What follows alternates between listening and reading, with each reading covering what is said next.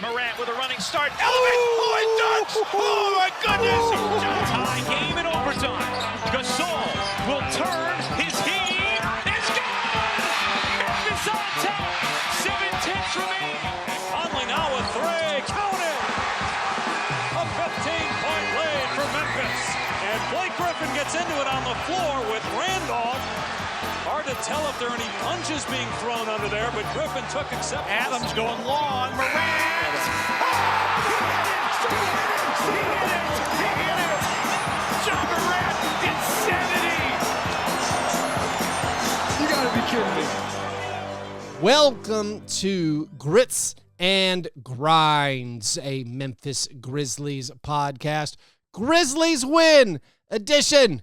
My name is Keith Parrish. The Grizzlies held on against the Phoenix Suns to pick up a road win, and they spoiled Kevin Durant's night as he became the 8th player in league history to score 30,000 points. On today's episode, today's short episode, I'm going to talk about the win. Before I do, just a thank you to Nathan L. and Greg M.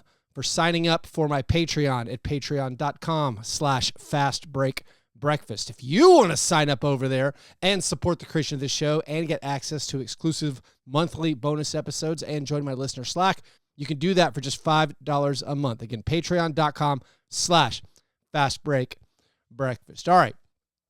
The Grizzlies had a very good and entertaining first half. They jumped out to a 19-point lead in the second quarter. They bounced back nicely from the defeat to the Thunder. They held a lead of 68-49 right before halftime, but then the Suns finished the first half on a 7-0 run, meaning the halftime advantage was just 12. The score was 68-56. In that first half, the Grizzlies only turned the basketball over twice. They averaged, of course, a lot of turnovers per game. They averaged 17 turnovers per game, which is 29th in the NBA. They only had 2 turnovers in the first half. A lot of that, in my opinion, was the Suns' defense being awful. The Suns refused to guard. They did not notice that Grizzlies players were doing back cuts. They were not closing out on shooters.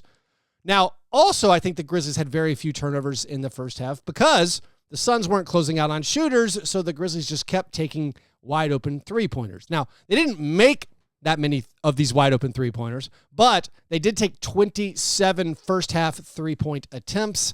That was half of their overall field goal attempts. They only made 9 of them, but still, it felt very comfortable in the first half. Now, the second half was sloppy and ragged and not beautiful at all. Like Ja Morant finished with a great stat line, led the team with 26 points. Also, Ja had 7 rebounds and 6 assists. But overall, the game, even Ja's game, despite having numerous spectacular drives towards the basket, and again, a lot of that, our poor guy Tyus Jones, no chance staying in front of Ja. So maybe you could say Ja came through when it mattered with these tough driving layups, but still not specifically Ja, but the whole team really struggled in the second half. They scored 51 points as a team in the second half. They had 11 turnovers in just the second half. He took care of the basketball so well in the first half. Second half, 11 turnovers. The team only made 3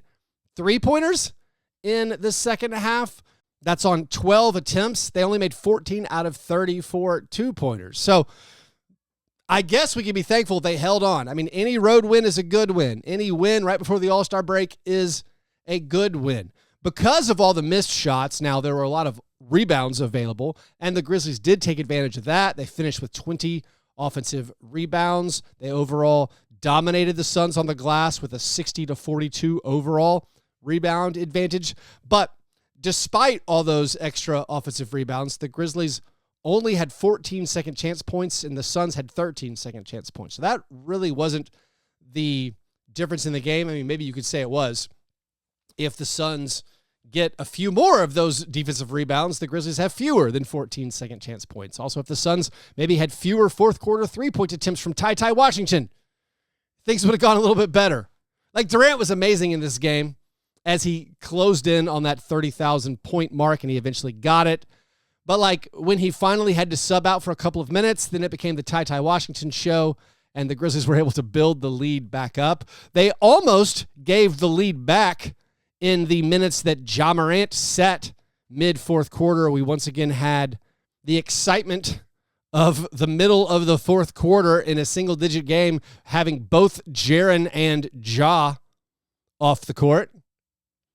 All's well that ends well. But in the clutch, it was Jaren scoring on a post-up move where he got a nice interior pass from Vince Williams Jr. It was Ja going coast to coast after a made basket from the Suns. And then it was the Grizzlies making enough of their free throws, although it wasn't a overall amazing night from the foul line. But the Grizzlies get the win. And maybe most notably, outside of the good performance of Ja Morant, I think we look once again to the rotation and we look at Vince Williams Jr.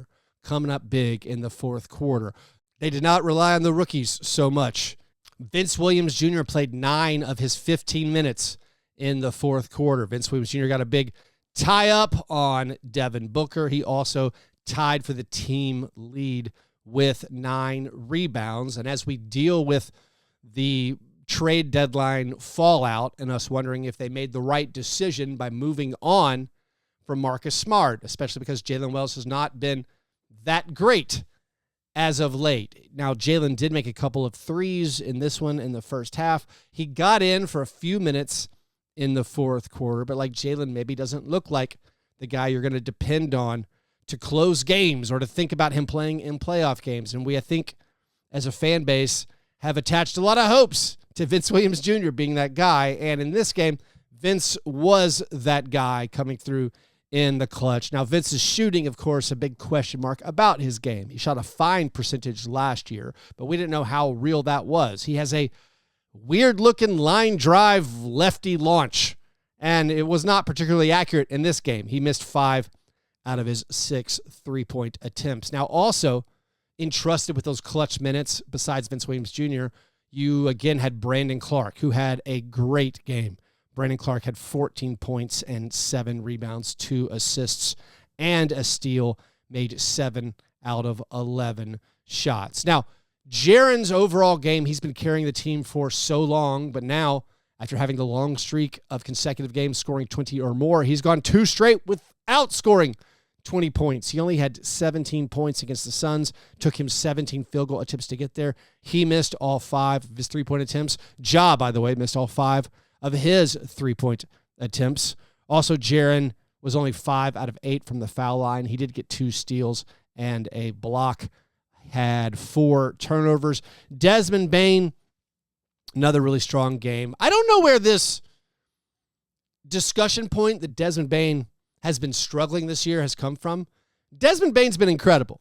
Desmond Bane in this game had 20 points, 8 rebounds, and 4 assists. Now, all right, I do know where the talking point that Desmond Bane is struggling came from. It was early in the season. Those games in November. He struggled. He had some bad games. But since December 1st, his stats are otherworldly. For the season, Desmond is averaging 18 points, 6 rebounds, and 5 assists per game while shooting 50% from the field. Despite struggling for the first month and a half of the season to shoot, his three-point percentage is at 39%. He's shooting 86% from the line. His true shooting percentage is over 60%. I've seen talk about like, oh, you know, he's not living up to the contract he's signed. False.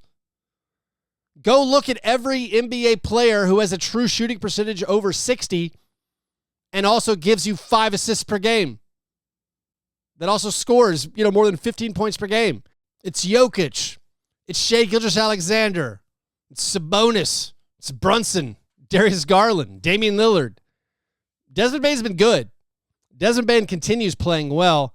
And, of course, his stats from the last 2 months, it's like 22 points per game while shooting over 50% from the field, closer to 53%.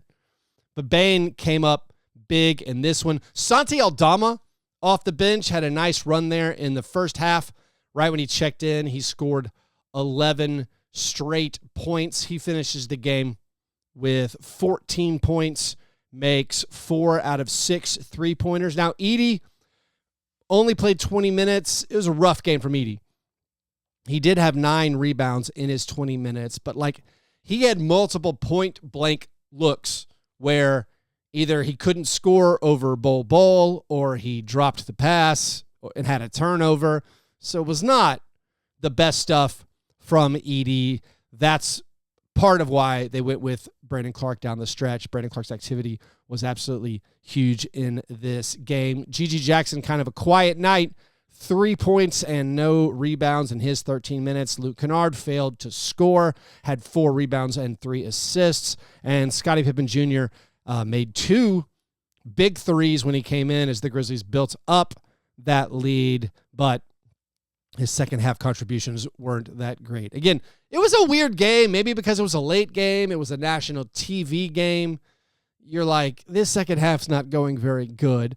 But then you end up with the result you want in the circumstances that are difficult, playing on the road against a team that's fighting for a playoff spot. So a good win, even if aesthetically it wasn't the best. And now the Grizzlies on the second night of a back-to-back tonight play the Clippers. This is a big rest advantage game for the Clippers. They've had a couple of days off. The Grizzlies on the second night of a back-to-back. Now the Grizzlies have been good on the second night of back-to-backs. I think they're 7-1 this season on the second night of back-to-back. So hopefully they can continue that success. Of course, they lost to the Clippers earlier this year. They gave up a second half lead. They had trouble guarding James Harden down the stretch. Now it's going to be can Vince Williams Jr. Carry that load. Also, I mean, right now I'm recording this before 9 a.m. Central Time. Will Vince Williams Jr. play the second night of a back-to-back? He's been limited to about 15 minutes per game. I would guess, actually, now that I think about it, he's probably not going to play tonight. But maybe ahead of the All-Star break, they would play him. But a big game tonight.